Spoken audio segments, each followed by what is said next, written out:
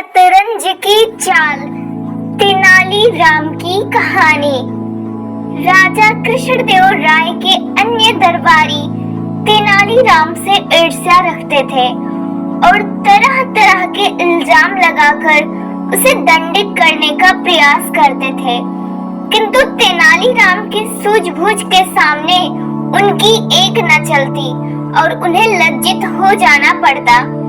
दरबारी इस बात को अच्छी तरह से जानते थे कि तेनालीराम शतरंज खेलना पसंद नहीं करता। इस खेल का वह अच्छा खिलाड़ी भी नहीं है। एक बार उन्होंने तेनालीराम की इस कमजोरी का लाभ उठाने का निश्चय किया। अगले ही दिन एक दरबारी राजा के पास पहुंचकर बोला, महाराज, आप तो शतरंज के बहुत शौकीन हैं, पर बहुत दिनों से आपने शतरंज नहीं खेला, ऐसा क्या बात है? राजा ने उत्साहित होकर उत्तर दिया, क्या बताऊं भाई, मेरी सभा में ऐसा कोई नहीं है जो इस खेल में माहिर हो, इसलिए मन मारकर रहना पड़ता है। क्या कह रहे हैं महाराज? तेनालीराम ने आपको नहीं बताया? वह तो शतरंज का कीड़ा है, उसके दांव पर बड़े बड़े खिलाड़ी संन्यास ले चुके हैं। तेनालीराम आपका प्रिय पात्र भी है, क्यों नहीं आप उसके साथ अपना मनोरंजन करते? दरबारी ने दांव मारा, लेकिन तेनालीराम ने हमसे कभी नहीं कहा कि वह शतरंज जानता है। राजा बोला, अब आपकी हार नहीं देखना चाहता महाराज, यही कारण है कि आपको नहीं बताया होगा। उसके जैसा खिलाड़ी तो पूरे देश में नहीं मिलेगा। दरबारी ने विश्वास दिलाया तो राजा को यकीन हो गया। दूसरी शाम राजा ने शतरंज बिछवा दी और इनकार करने पर भी तेनालीराम को जबरदस्ती पकड़कर अपने साथ बिठा लिया। सभी दरबारी आसपास खड़े होकर तमाशा देखने लगे। बोले, तेनालीराम जी, आप तो शतरंज के चतुर खिलाड़ी हो और फिर महाराज के साथ खेल रहे हो, ऐसा सुअवसर किसको मिलता है? खूब मन लगाकर खेलो। तेनालीराम समझ गया कि यह सब दुष्ट मंत्रियों का षड्यंत्र है। विवश होकर उसने चाल चलनी शुरू की। खेलना तो वह जानता न था, थोड़ी ही देर में बाजी हार गया। दरबारियों ने ठहाका लगाकर उसकी हंसी उड़ाई।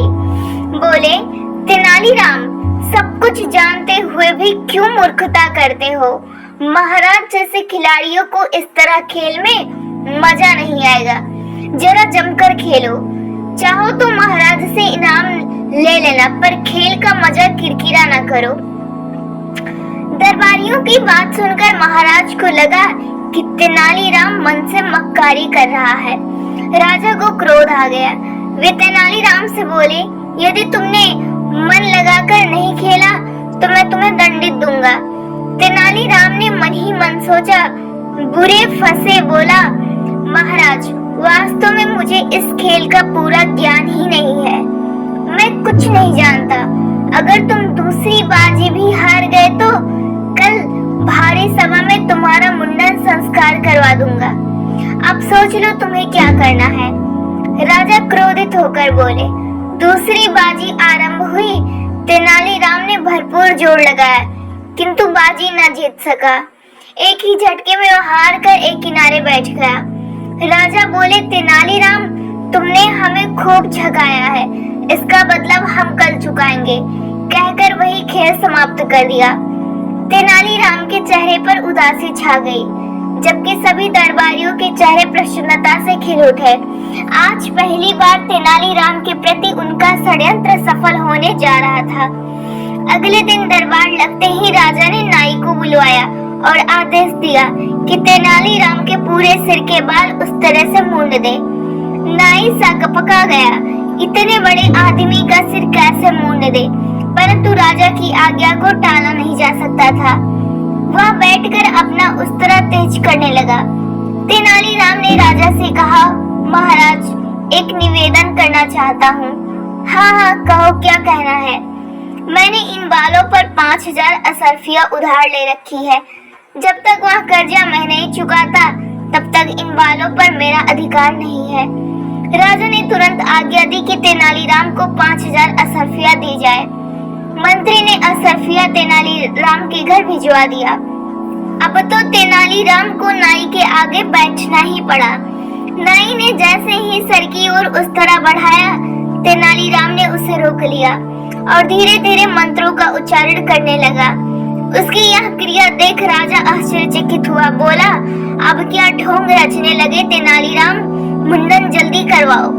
तेनालीराम बोला, महाराज, हमारे यहाँ सिर का मुंडन माता पिता के स्वर्ग सिधारने पर ही किया जाता है। मेरे माता पिता दोनों ही स्वर्ग सिधार चुके हैं। अब तो आप ही मेरे माता पिता हैं।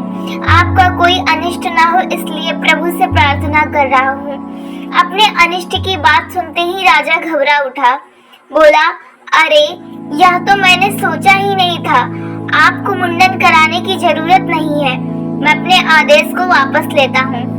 राजा का इतना कहना था कि दरबारियों के ऊपर घड़ों पानी पड़ गया। तेनालीराम ने 5000 असरफियां भी मार ली और मुंडन कराने से भी बच गया।